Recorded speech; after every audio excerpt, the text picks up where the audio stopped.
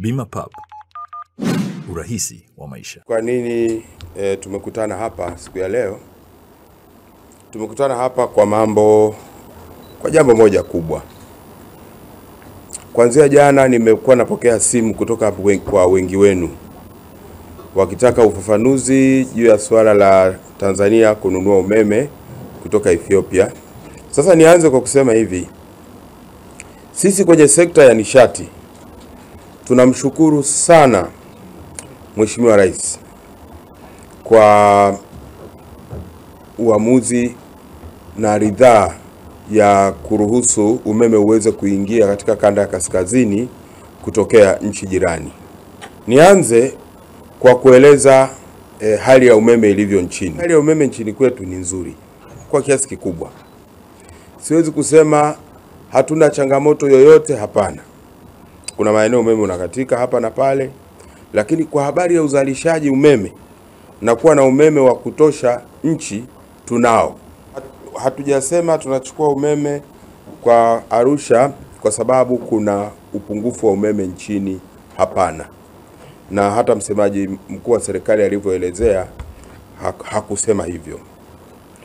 Sasa hivi jumla ya umeme unaozalishwa ndani ya nchi ni megawati 3796 na umeme unaohitajika nchini ni megawati 2200 ukijumlisha mikoa iliyoko nje ya mfumo wa grid. Lakini ukizungumza umeme ulioko ndani ya mfumo wa grid peke yake ni megawati 1908. Kwa hiyo ukipiga hesabu pale nafikiri unaona tuna salio kubwa sana, si ndio? Pili, umeme tunaozungumza kwamba tunataka kuchukua katika mkoa wa Arusha ni umeme kidogo sana, ni megawati 100. Mahitaji ya kanda ya kaskazini ni karibu megawati 300. Lakini tunachotaka kuingiza pale ni megawati 100 tu. Katika mikoa hii ndipo sehemu ambazo grid ya taifa iko very weak, ni dhaifu sana. Na mara nyingi grid yetu tunaita grid sisi huku kwenye umeme tunaita grid imetoka. Ndio msemo ambao umezoeleka, grid imetoka au grid imezimika. Mara nyingi inaanzia pande wa kaskazini. Kwa nini? Kwa sababu kuna udhaifu wa ile grid katika mikoa hiyo ambayo nitauelezea ni nini na ni kwa nini umeme tunataka kuuingiza pale. Tunaona ni tiba ya jambo ambalo linasumbua kwa sasa. Kwa nini? Ni kitu chenye faida. Tunanunua umeme kwa senti 0.77, si ndio? Lakini baadhi ya gharama za mitambo mingine, baadhi ya mitambo yetu gharama yake iko chini, baadhi ya mitambo gharama yake iko juu kidogo, baadhi ya mitambo gharama yake iko juu zaidi. Gharama za tofautiana. Lakini baadhi ya mitambo yetu sisi gharama yake inafika senti 10. Si kama mnaelewa.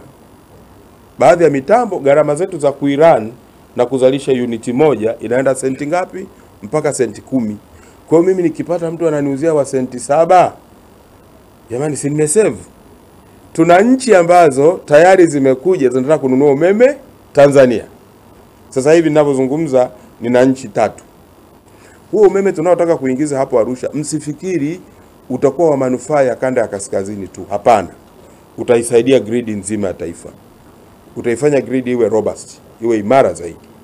Umeme ukiuzalisha kwenye bwawa ukaupeleka Arusha, mwingi utapotea njiani, utafika kidogo zaidi, utapata hasara kubwa zaidi kuliko ungeuchukulia pale Namanga.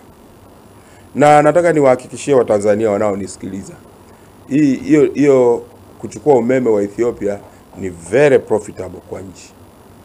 Tunaponunua umeme kutoka Ethiopia, hatuendi kuuchukua kutoka Ethiopia tukausafirisha all the way kutoka Ethiopia tukauleta huku. Kwenye mifumo ya umeme inakuwa hivi.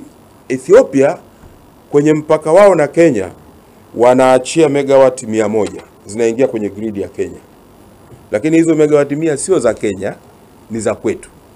Zikishaingia kwenye grid ya Kenya, tunakuja kufunga mita nyingine kati ya Tanzania na Kenya pale Namanga.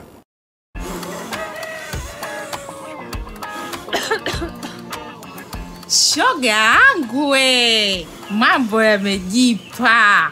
Wewe endelea na ubishi wako hapa. Serikali ya awamu ya 6 kupitia REA imeshatoa ruzuku ya kulipia asilimia kubwa ya mitungi hiyo. Sisi tunachangia kidogo tu. Wewe unadhani ningepata mimi mtungi kwa pesa ile? Haya, ona mambo. Hilo.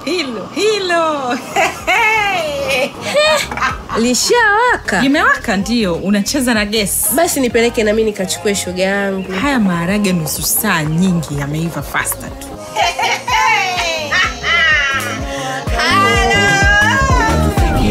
Nishati ni maendeleo. Umewaka unatufikia.